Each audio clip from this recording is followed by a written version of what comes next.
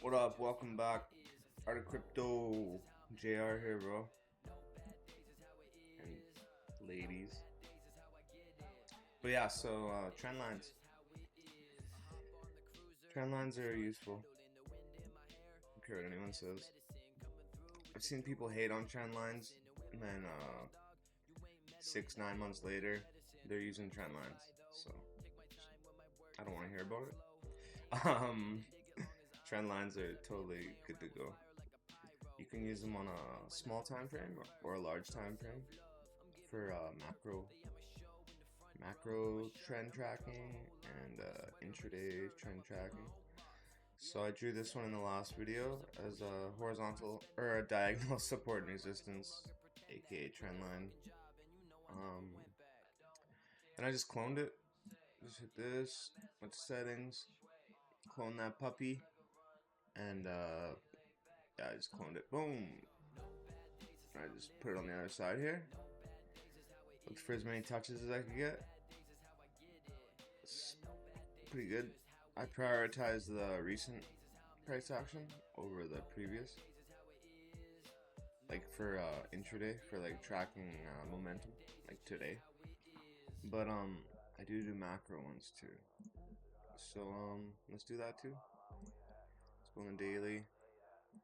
Check out some fatty bobaddy trends. Some fatty bobaddy trends, baby. Wooski. Boom. Here right now we're at a macro trend line. Let's check it out. Let's see how it's doing there.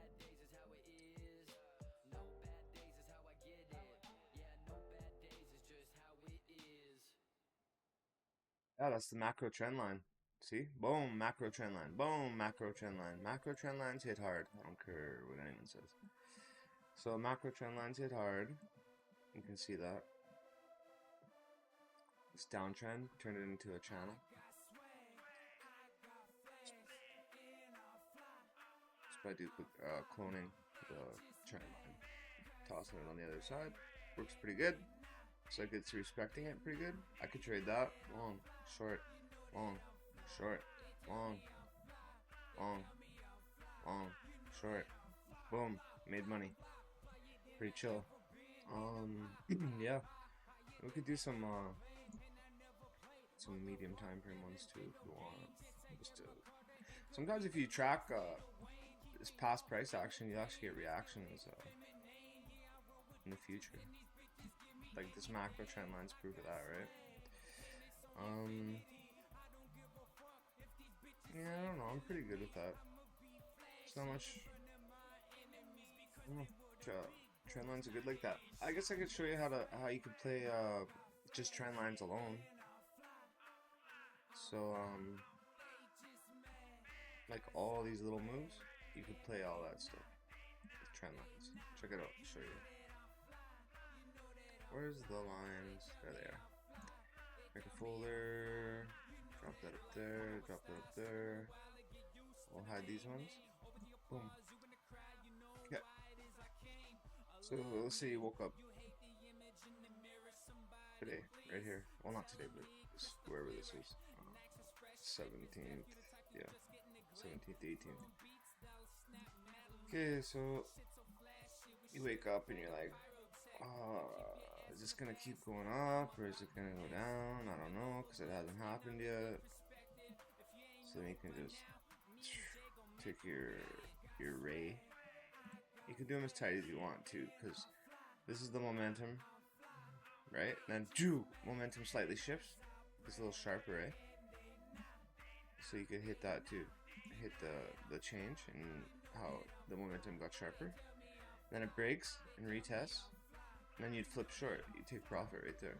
And that's the end of your upward trend. And it had like, I know it's hindsight or whatever, but just like pretend that wasn't there and just look at this. So it's trending up, nice gradual, stair stepping. Then it picks up, boom, boom, boom. All of a sudden we're what's that called? CrossFit stair stepping. So yeah, it rips up here, and then it breaks trend line, retests trend line, boom, short, made money. right? Chop. You can play that as a range. There, right there. Long. Long. And then probably stop in profit if you're trailing. That's pretty small. Then you can long it again. And then you can short it. But that's hindsight. But look, it was support and resistance right here though too. There. Boom. See? I'll show you. Right here. Or test it here. That's your first sign that it's a reaction zone. And it also got some action back here. A little bit. Reaction there. And then you lose it. Retest. Slight deviation. Like you didn't go past it, but you teased it. So it's a front run deviation, whatever. It's off of it, basically. So you play your long. You could get out here if you wanted, because if you made a tiny trend line tracking this, it would have broke it. You could have took profit. You could have re-entered down here because it's support now, because it reacted twice down here, like on this tiny range. Then you play it back up. Then you could take profit around here because obviously before there's reaction here, so you take profit there. But yeah, so anyways, trend up, short, sloppy trend up. I'll do that too. Stay focused on trend lines here. So this is a steep one, right? But you could get into it.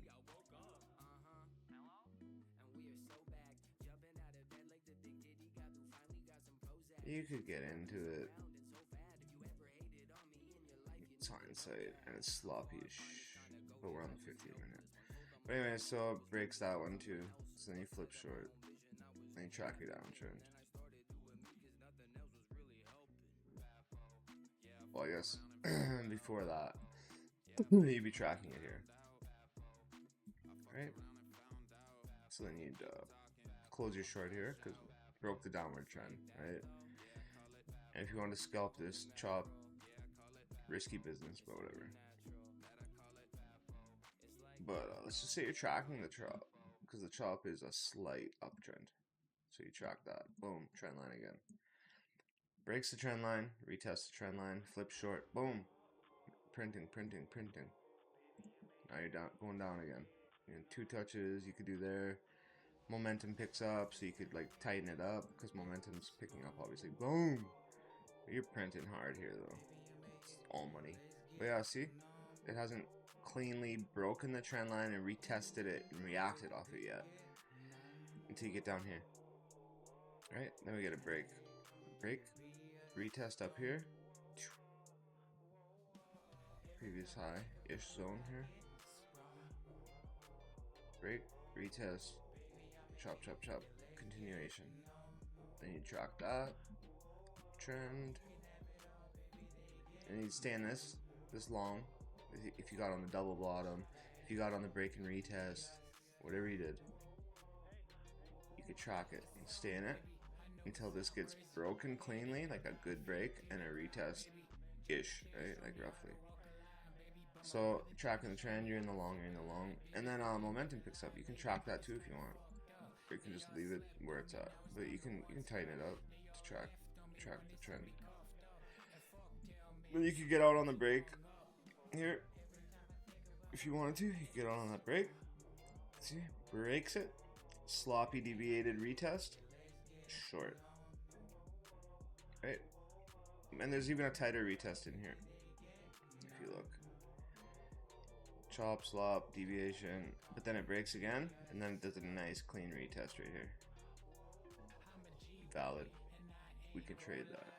Short. Boom. Printing. Then you can play this as a range if you recognize or realize that it's like kind of ranging. You can do the short, the long, and it gets close to the top. See this? The higher? Take profit. Raise stop loss. Trail stop loss. Oh, stop in profit. Flip short. Boom. Short. Same thing as back there, but over here. Until it breaks. This is where I was talking about how old trend lines come into play again. You know, like it's not bang on, but it's close enough to be like, this could still be trending up, even though you played this range. If you did, scalped it, and then but then it breaks here.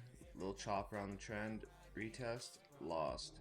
Boom, flip short, take profit, add to your position, take profit, add to your position, take profit, add to your position. Boom. If that's how I do it. You can trade however you want. You can just hold that. You can just hold this short from anywhere.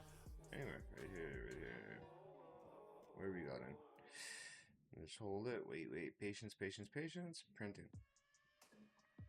But yeah. Some choppage. There's trends in here too. To be played and tracked. If you want to like stay in this short. Hopefully you tip profit here somehow, but it's pretty quick, eh? So you're in the short from here or here. Printing. Don't know if you should get out yet. Well, I'll drop a trend line. Track it. Trend line break. Probably a good time to jump out. Take profit. Flip long if you want. That would have worked out. Track that one. Boom. You get the idea. But yeah. Never use like one thing alone. Is this a button? Did I?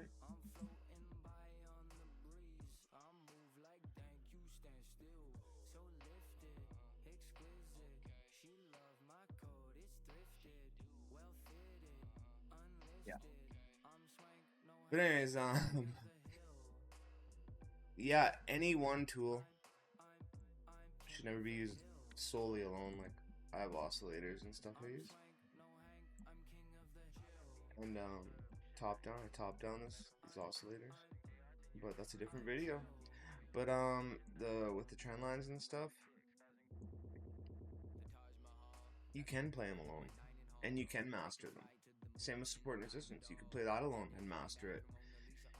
I'm a firm believer that if you put in enough hours in practice and experience and price action, especially if you like lock in on one asset, you can trade with one thing alone, but you have to become a master of that one thing. And usually mastering one thing involves adding confluences to make using that one thing better. But long story short, practice, pick 1 or 3 things to focus on, master them, then learn some new stuff, you know? Explore, have fun, but have some discipline and lock in on one thing and actually trade and practice it. $1 trades, paper trade, whatever you want to do. No rush, man. Like if you rush, you're just gonna lose money.